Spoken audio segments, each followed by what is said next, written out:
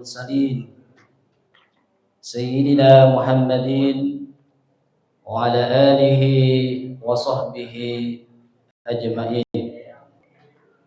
اللهم إنا نستهديك لأرشد أمرنا وزدنا علما ينفعنا.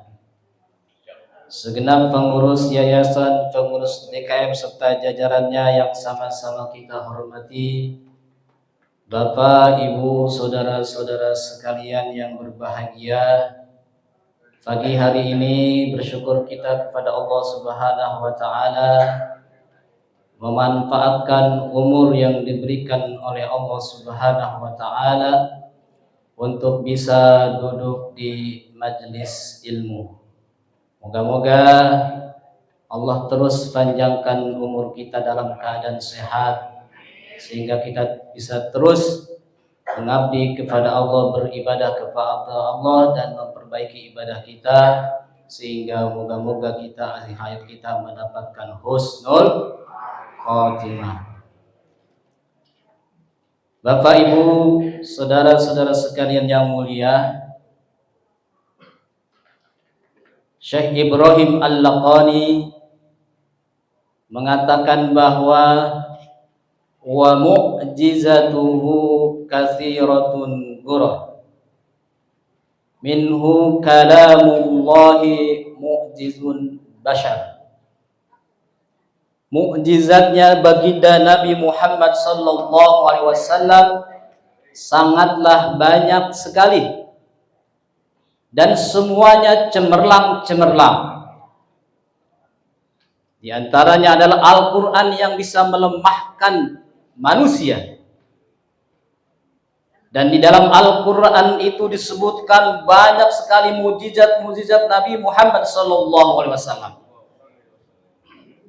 Walaupun Al-Quran bukan kitab sejarah, tapi kalau kita telusuri bulan-bulan yang ada di dalam Islam itu memiliki nilai sejarah dan diceritakan di dalam Al-Quran. Sebelum bulan ini, bulan Sya'ban, ada namanya bulan Rajab. Di dalam bulan Rajab itu ada peristiwa yang sangat luar biasa, peristiwa di luar nalar manusia, yaitu peristiwa Isra dan Mi'rajnya baginda Nabi Muhammad SAW. Isra secara bahasa artinya berjalan. Jadi kalau Pak Fahrudin habis sholat Isya jalan dari Masjid Kuba ini ke rumahnya, itu namanya Isra. Mi'raj itu secara bahasa naik. Kalau Pak Fahrudin sudah sampai di dalam rumah, kemudian ada ranjang, naik ke dalam ranjang, itu berarti Pak Fahrudin sudah Isra Mi'raj secara bahasa. Namun secara istilah, bahwa Isra dan Mi'raj itu, Isra itu adalah perjalanan baginda Nabi Muhammad SAW pada malam hari dari Masjidil Haram ke Masjidil Aqsa. Dalilnya jelas, nasnya jelas diceritakan di dalam Al-Quran surat Al-Isra ayat 1, sehingga orang yang mengingkari peristiwa Isra, detik itu juga dia kafir, keluar dari Islam. Kalau orang mengingkari adanya Isra Mi'raj, karena dalilnya jelas dalam Al-Quran. Namun ketika orang mengingkari peristiwa Mi'raj, naiknya baginda Nabi dari Masjidil Aqsa ke langit pertama, langit kedua sampai langit ketujuh, kemudian ke Sidratul Muntaha, ke Raf sampai ke Rabbul Izzah. Kalau ada yang mengingkari itu karena peristiwa Mi'raj tidak secara jelas di dalam Al-Quran, hanya Allah mengisyaratkan mazagul basar wa maqtaqa laqad ra'a min ayati rabbil kubro, itu hanya isyarat. Dan diceritakan Mi'raj itu di dalam hadis-hadis sahih, sehingga orang yang mengingkari Mi'raj tidak dihukumi kafir, hanya berdosa besar. Sama ibu-ibu nih, Kalau nanya kepada bapak-bapak, ada orang nongkrong di pos gitu ya, Bang, kenapa enggak sholat berjamaah tuh sama orang-orang lain? Saya males. Tapi yakin kan kalau sholat 5 waktu itu wajib? Ya yakin lah, saya kan Islam. Itu berarti dia maksiat, tidak keluar dari Islam. Tapi kalau ada orang, kita tanya, Bang, kenapa enggak sholat 5 waktu? Sholat mah enggak wajib. Berarti keluar dari Islam. Itulah keyakinan Ahlus Sunnah wal Jamaah. Karena sholat 5 waktu secara jelas nasnya di dalam Al-Quran. Bapak Ibu jamaah yang dirahmati Allah Subhanahu wa taala, peristiwa Isra Mi'raj kalau kita renungi ini ayatnya, nggak apa-apa saya ngomongin Isra Mi'raj ya? Ya, saya ketemunya aja. Ini semalam saya ngaji di Nurul Yakin, Pak Yakubus tuh saksinya ada. Tuan Guru sudah penutupan tuh di Nurul Yakin, ngomonginnya Isra Mi'raj. Saya sekarang suruh naik segini, saya kesini ya lihat ngaji, suruh ngomong ya saya ingatnya aja yang semalam saya ngaji. Gak apa-apa ya Bu ya, kalau yang semalam ngaji ya diulang lagi, gak apa-apa. Iya, ini untungnya saya banyak ngaji nih. Jadi kata Tuan Guru kalau disuruh ya siap aja, siap aja, jangan menolak kalau diminta, kalau nggak diminta jangan minta kan ya. Pak Borin saya dong yang ngadiin, nggak gitu kan saya kan ya. Ya saya disuruh, dah Tuan Guru juga memang mengamanati saya seperti itu. Kalau disuruh orang, walaupun kamu suruh nyangkul ya jangan bilang nggak bisa. Masa nyangkul nggak bisa gitu kan ya. Kalau kita renung ini peristiwa Isra Mi'raj yang dalilnya secara jelas dalam Al-Quran surat Al-Isra, Subhanalladzi asra bi'abdihi lailan minal masjidil haram ilal masjidil aqsa alladzi barakna haulahu linuriyahu min ayatina innahu huwas samiul basir. Coba kita renungi. Ini ada orang orientalis yang mengata ini ayat salah, nggak nyambung. Di mana coba titik nggak nyambungnya? Jadi begini, Allah kan menceritakan peristiwa Isra Mi'raj ini bahwa baginda Nabi Muhammad SAW diundang oleh Allah dengan kekuasaan Allah yang sangat dahsyat, diundang oleh Allah untuk berjumpa dengan Allah dalam waktu yang sangat singkat, nggak nyampe semalam. Itu kan luar biasa, di luar nalar. Kalau kita pikir-pikir nggak nyampe otak kita. Tapi ini cara membenarkannya bukan sama otak, sama keimanan. Luar biasa naik ke langit. Membutuhkan waktu yang bertahun-tahun kalau secara normal. Tapi ini hanya waktu yang sangat singkat. Itu kan luar biasa. Namanya Allah Maha Kuasa. Mestinya ayatnya bukan innahu wasamiul basir. Karena innahu wasamiul basir artinya Allah Maha mendengar dan Maha melihat. Gak nyambung. Maha Kuasa, ujung-ujungnya Maha mendengar, Maha melihat, gak nyambung. Mestinya innahu wa ala kulli syai'in qadir. Allah Maha Kuasa. Mestinya gitu ayat itu. Salah ini ayat. Kata siapa? Oh, ini ayat disalahin. Nah, makanya kita jangan ikut-ikutan. Kalau diakalin begitu. Kalau diakal-akilin, iya ya. Oh, mestinya Allah Maha Kuasa. Kenapa Allah Maha mendengar, Maha melihat? Gak nyambung. Nah, inilah namanya dalam Al-Quran, alur cerita itu ada kalanya latar belakangnya ditempatkan di belakang. Kalau Bapak mungkin Ibu pernah menyusun skripsi, tesis, disertasi, itu pasti latar belakangnya di awal. Tapi kalau belajar namanya kisah, cerita, dongeng, bisa jadi latar belakangnya di belakangin. Sama seperti kisah sapi betina itu yang diceritakan dalam Al-Quran. Mula-mula Allah menceritakan di situ betapa sulitnya orang-orang Bani Israel mencari sapi. Kenapa itu sebabnya kau mencari sapi? Ternyata di ujung tuh sebabnya. Wa id qataltum nafsan faddaratun fiha. ternyata disuruh mencari sapi itu untuk dijadikan sebagai alat menggebuk atau menghidupkan kepala orang yang sudah mati dengan buntutnya sapi itu. Makanya mencari sapi, sulit sekali sapinya itu. Tapi bukan pada cerita itu kita kembali kepada Isra Mi'raj. Kenapa ini? Innahu huwas samiul basir, bukan innahu ala kulli syai'in qadir, mestinya gitu. Nah, ternyata saudara, peristiwa Isra dan Mi'raj itu ada latar belakangnya. Nah, ketemu Pak judulnya. Jadi judulnya, kalau nanya tadi, judulnya latar belakang peristiwa Isra Mi'raj. Kalau mau judul YouTube ya ayat surat ayat 1 tidak masuk akal, itu bisa ramai. Jadi begini, peristiwa Isra Mi'raj itu yang sangat luar biasa, anugerah dari Allah yang sangat luar biasa. Bahkan Nabi Muhammad SAW mendapatkan gelar namanya Habibullah. Itu peristiwa tersebut tidak ujug-ujug, tidak gedebluk, ada latar belakangnya.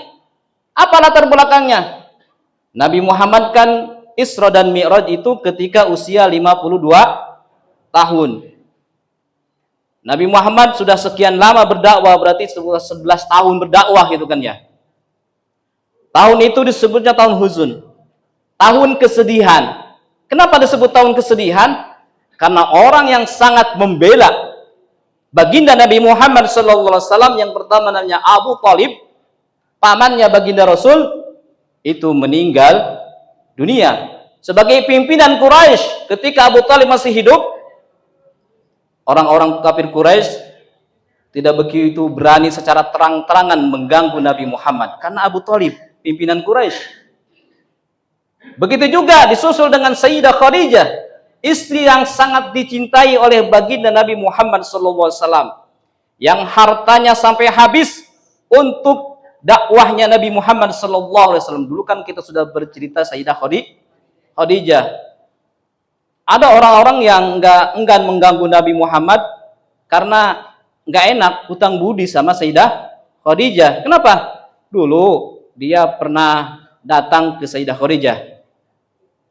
Dia mau usaha, nggak punya modal, mau minjem ke Sayyidah Khadijah. Kata Sayyidah Khadijah, dah nggak usah ngutang-ngutang.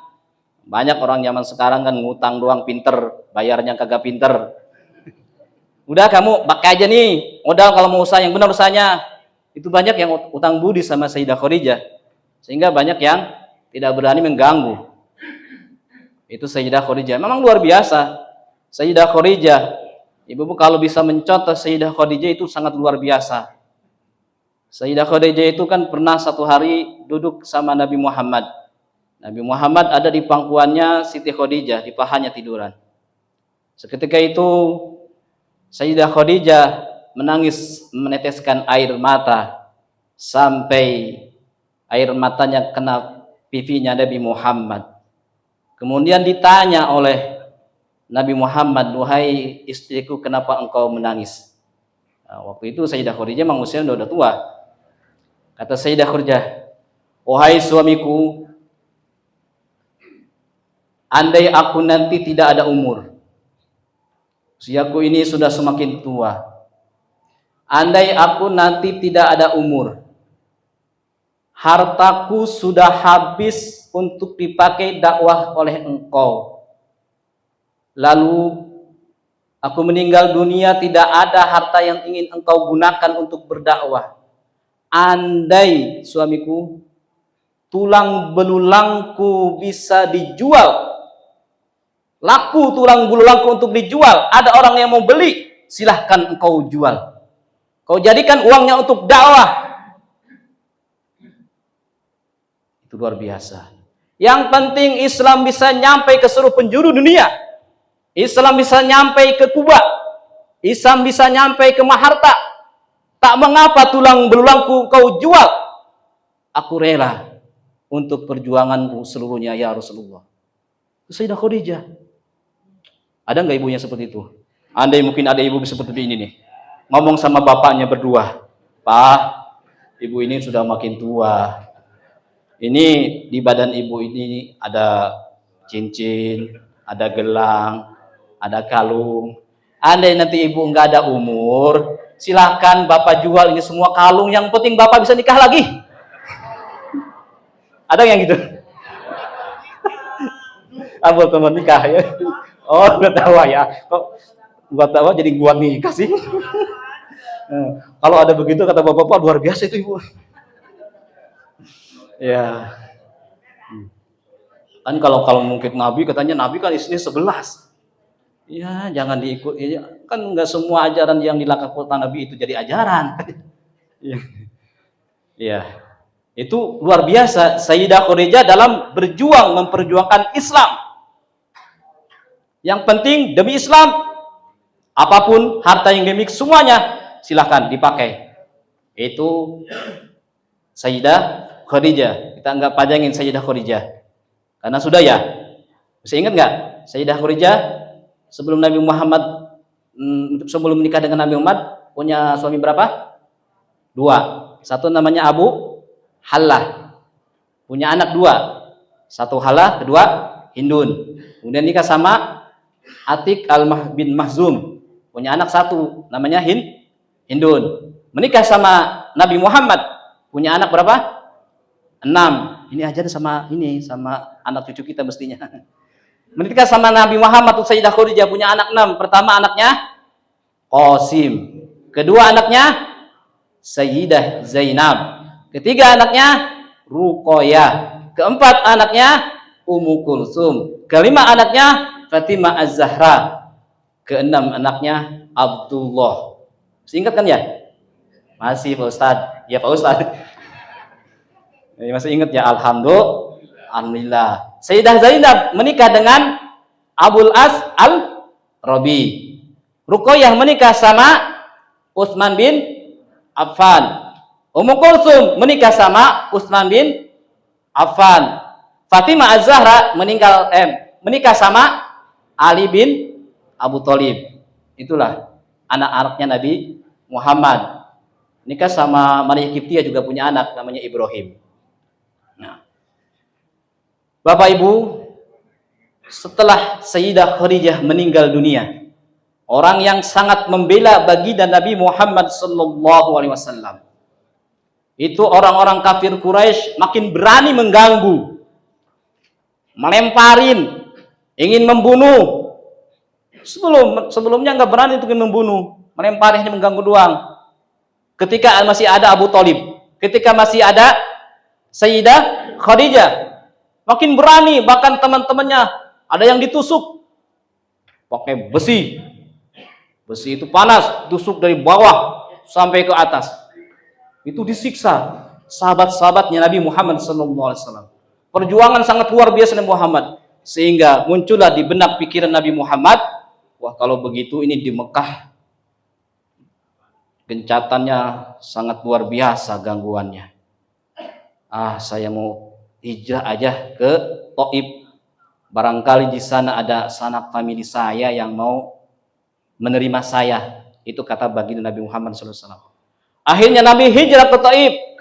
Dalam satu riwayat sendirian, dalam satu riwayat ditemani oleh Zaid bin Haritsah. Hijrah Nabi Muhammad ke Taif. Namun bocor tuh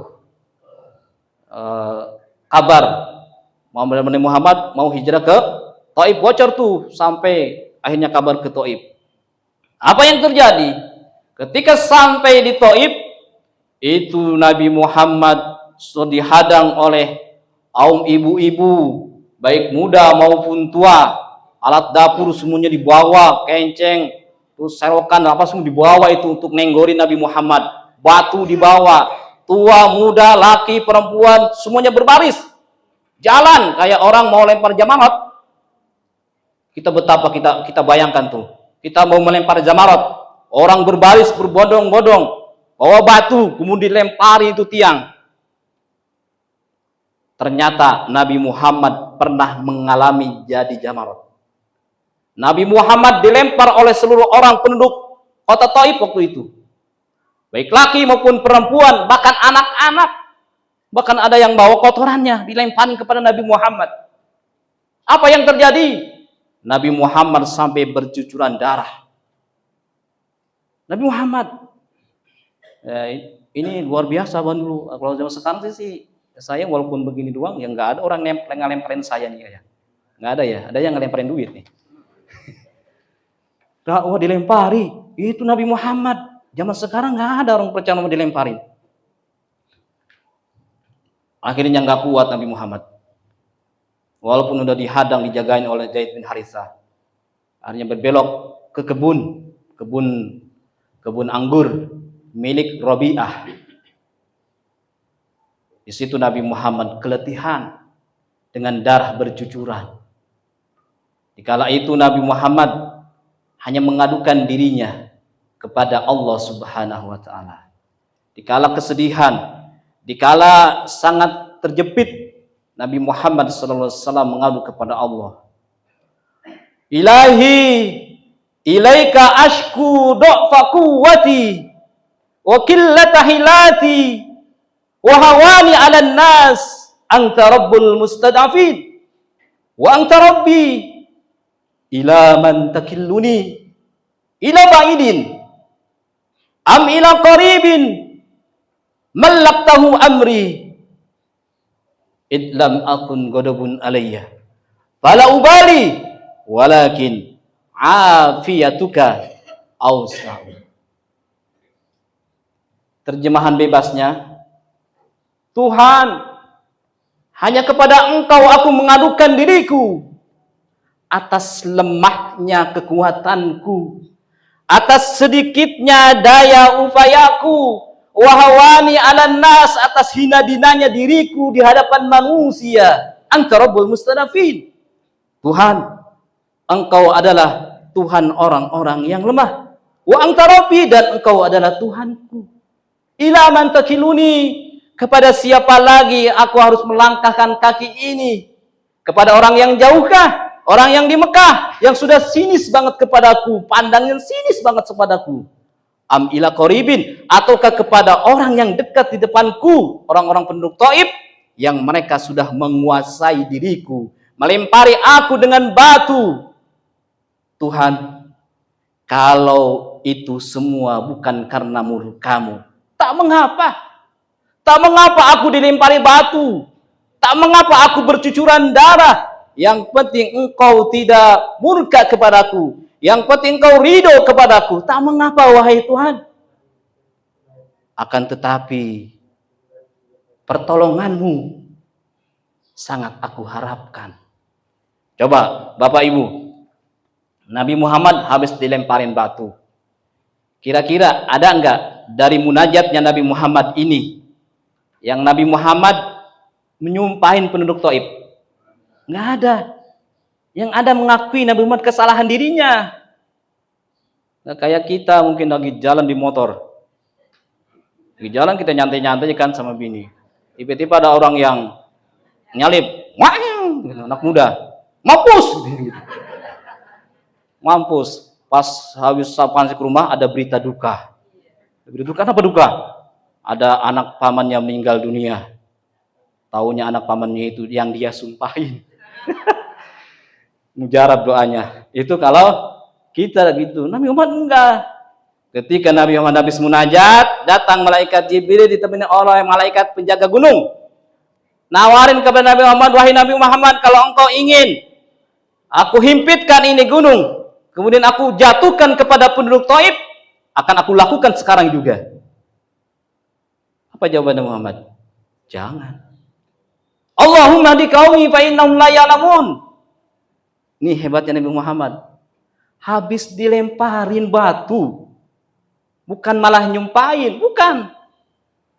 Atau enggak, udah saya maafkan, enggak. Tapi malah ngedoain baik. Itu Nabi Muhammad. Habis dilemparin, kalau kita mungkin kita habis ada orang yang mukul kita, alhamdulillah semoga rezekinya banyak. Gitu. Nabi Muhammad habis dilemparin oleh orang-orang Taif, malah mendoakan kepada penduduk Taif. Dia memang sekarang enggak beriman kepada aku. Semoga nanti anak cucunya menjadi anak yang baik dan beriman kepadaku.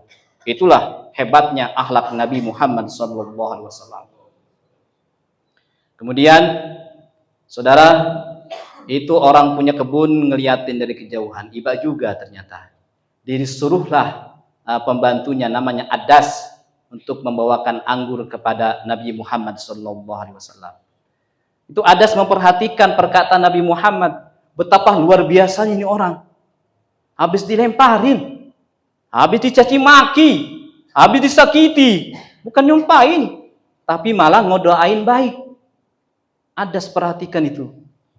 Ngapain Nabi Muhammad kasih anggur. Kemudian ditanya oleh Nabi Muhammad, siapa engkau? Saya Adas.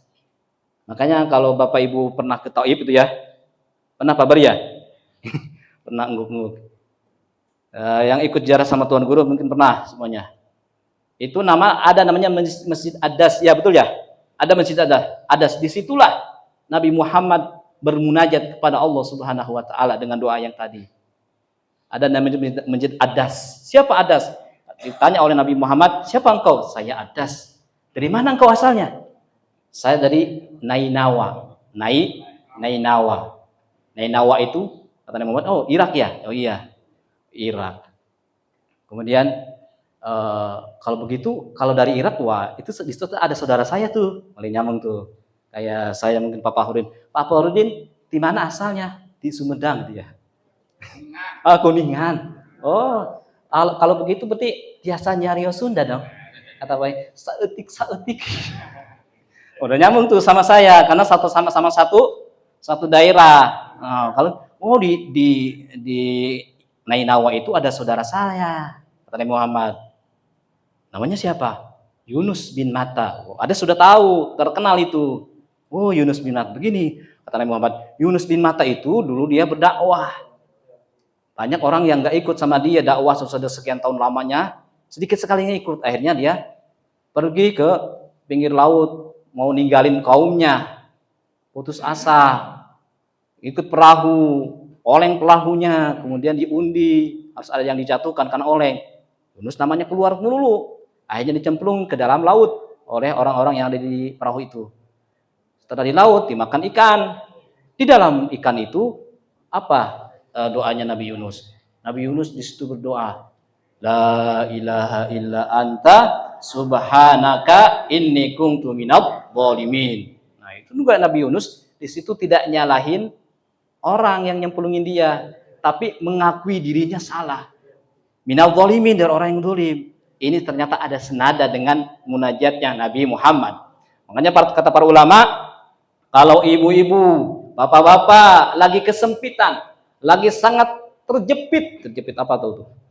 Terjepit pintu kayak apa gitu ya, sangat susah hidupnya, mau ke depan ada tembok, ke kiri ada tembok, ke kanan ada sungai, ke belakang ada lautan, nggak bisa jalan hidupnya, baca doa ini, La ilaha illa anta subhanaka inni kuntu minadh dhalimin. Dilanjutkan kepada munajat Nabi Muhammad. Udah hafal belum tadi Bu?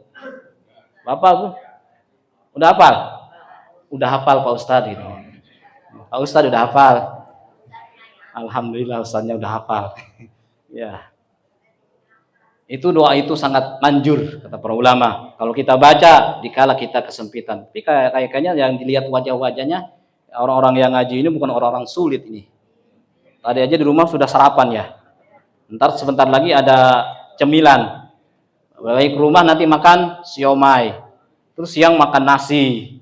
Terus habis makan nasi ngopi lagi sama batagor, baso. Sore makan lagi. Sebelum tidur ya makan apa lagi tuh, nyari ke pinggir yang kan banyak tuh yang jualan malam itu ya. Kalau itu mah bukan orang susah kali ya. Orang seneng tuh ya. Iya. Ngopinya aja kayak Qobliyah Badi ya. Orang seneng itu. Orang rakus ya, orang rakus itu. Orang rakus ternyata. Saya udah baik-baikin, ada dia yang sautin. Kita kembali. Kemudian ketika Nabi Muhammad mau makan anggur, Nabi Muhammad mengucapkan Bismillahirrahmanirrahim. Adas bengong. Itu ucapan apa itu? Ini ucapan Bismillah. Kalau kita makan mau berbuat baik baca ini. Bagus sekali. Artinya terkagum tuh Adas kepada Nabi Muhammad SAW. Akhirnya pada saat itu Adas mengucapkan 2 kalimat syahadat, asyhadu an la ilaha illallah wa asyhadu anna Muhammadar rasul. Alhamdulillah Nabi Muhammad habis dicaci maki, kemudian habis dilempari, bermunajat kepada Allah, langsung detik itu juga Nabi Muhammad dibayar kontan oleh Allah, dikasih anggur, dapat rezeki, iya nggak? Langsung, padahal nggak bawa apa-apa Nabi Muhammad. Kemudian ternyata ini yang diharapkan oleh Nabi Muhammad, yang sebelumnya mungkin ya udah udah mencaci maki, lemparin saya, udah kompak mereka, tapi ternyata Adas itu justru dengan kekagumannya melihat Nabi Muhammad, dia memeluk agama Islam, dan alhamdulillah di sini sudah berhasil ke Taif. Nabi Muhammad telah mengislamkan Adas. Makanya kalau ke Mekah, ziarah kita ke Masjid Adas agar kita dapat berkahnya itu. Nah itulah saudara, kalau kita renungi coba. Ini Nabi Muhammad bermunajat, memohon kepada Allah, mengakui kelemahannya dan mengakui betapa kuasanya Allah Subhanahu wa taala. Akhirnya setelah Nabi Muhammad bermunajat itu, kemudian Nabi Muhammad diundang oleh Allah untuk Isra Mi'raj. Makanya kenapa di dalam Al-Qur'an surat Al-Isra ayat ujungnya itu ayat 1 bunyinya innahu huwas samiul basir. Allah Maha mendengar, Allah Maha melihat. Allah mendengar terhadap munajatnya Nabi Muhammad di Taif. Allah melihat betapa Nabi Muhammad disiksa, dijatuhin batu dan lain sebagainya oleh orang-orang kafir Quraisy, orang-orang penduduk Taif. Itu Allah melihat, dan Nabi Muhammad itu dibalas oleh Allah dengan diajak jalan-jalan. Mau jalan-jalan, Bu? Bapak-bapak mau? Ya. Ya jalan-jalan ya, ongkos sendiri nanti tanggal 12. Mau ke Bandung lagi Pak? Oh iya, ke Bandung lagi katanya. Bandung lagi, enak banget ke Bandung. Ya, inilah peristiwa Isra dan Mi'raj. Jadi enggak ujug-ujug. Peristiwa Isra Mi'raj itu diangkatnya Nabi Muhammad, gelarnya namanya Habibullah, kekasih Allah. Kalau Nabi Ibrahim Khalilullah, itu lebih tinggi dari Habibullah. Dalam kitab yang Husnul Wafa itu yang dikaji ketika pesantren Ramadan, salah satu alasannya kalau Khalilullah itu Nabi Ibrahim minta agar ditinggikan derajatnya, minta agar diberi gelar Khalilullah itu. Tapi Nabi Muhammad tanpa diminta, dia sudah diangkat langsung oleh baginda oleh Allah Subhanahu wa taala, pangkatnya menjadi Habibullah itu ketika usia Nabi Muhammad 52 tahun. Soal masalah Isra Mi'raj, Nabi Muhammad menerima perintah salat 5 waktu yang awalnya 50. Mungkin Bapak Ibu sudah sering mendengar itu. Saya tidak pada paparan itu.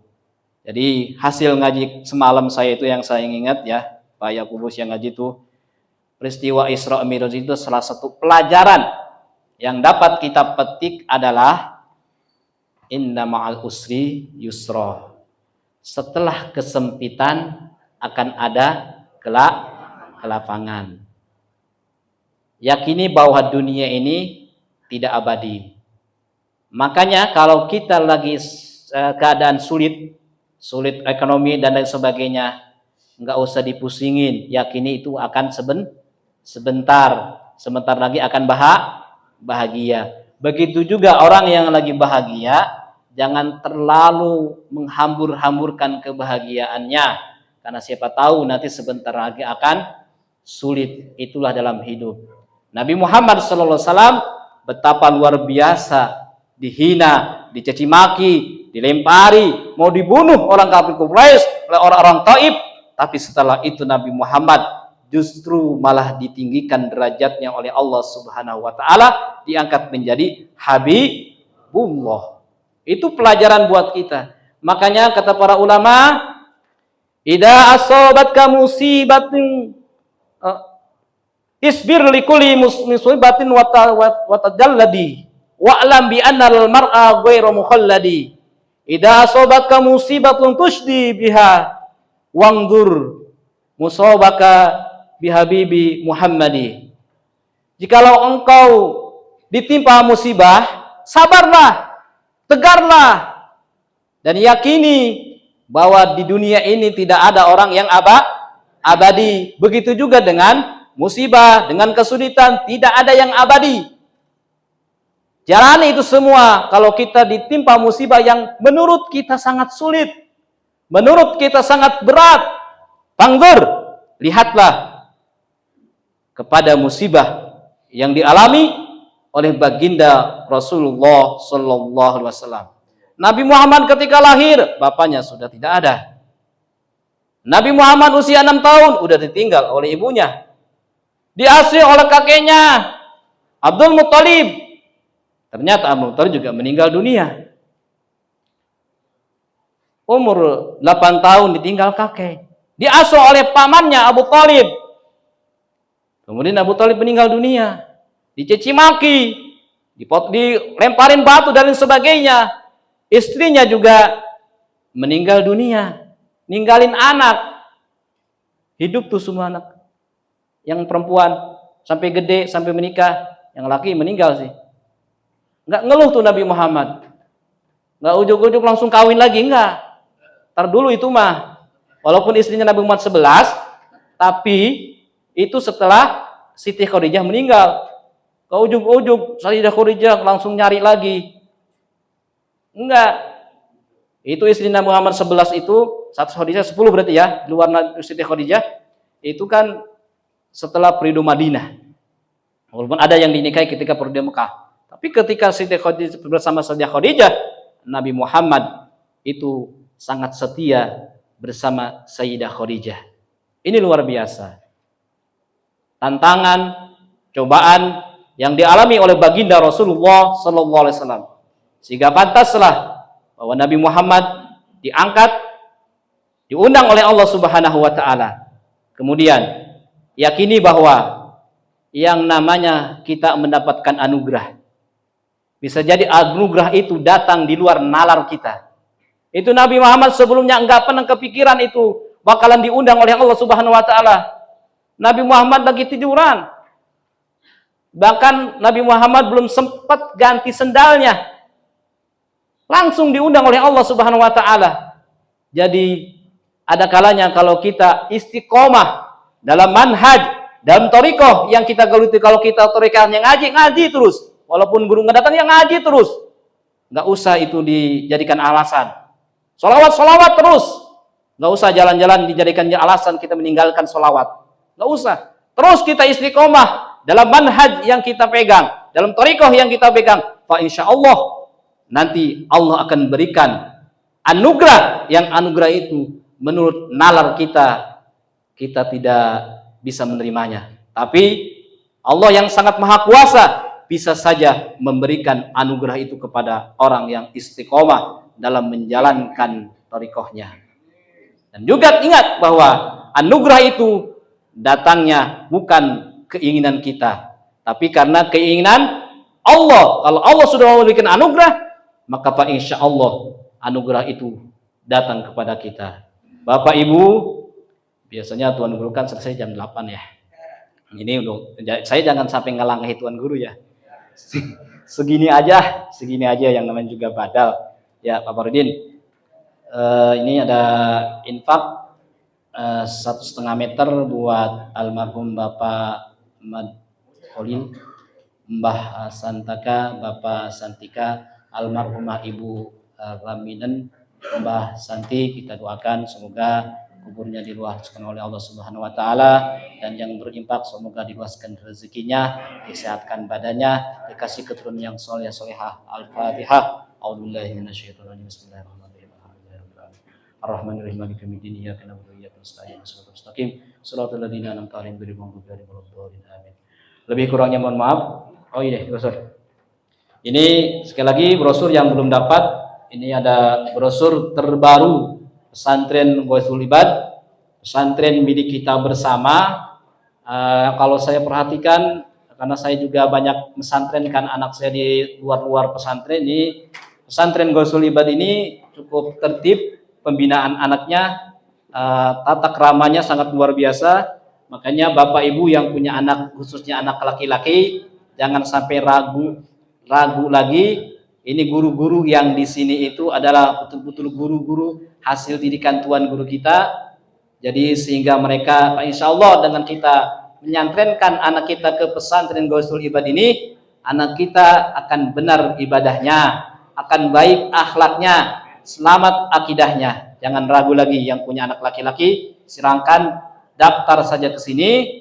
Insya Allah pesantren ini sangat luar biasa dari segi fasilitas yang ada aja, gedungnya dan sebagainya itu luar biasa memadai, luar biasa memadai. Karena biasanya kalau pesantren-pesantren yang baru-baru itu pembangunannya nyicil ya, anak sudah belajar tapi masih ada tukang bangunan, gitu ya. Jadi anak-anak kena debu, kenapa gitu kan, kena palunya bisa jadi itu.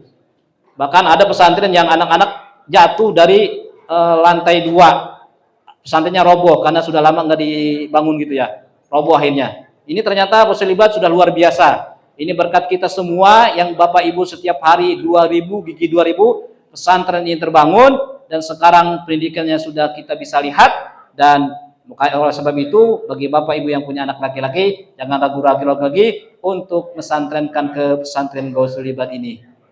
Amin. Kita bacakan juga surat Fatihah, semoga Tuan Guru sehat selalu dan pesantren yang dibina oleh Tuan Guru menjadi pesantren yang terus maju dan banyak santrinya serta barokah. Amin ya rabbal alamin. Al-Fatihah. A'udzubillahi minasyaitonir rajim. Bismillahirrahmanirrahim.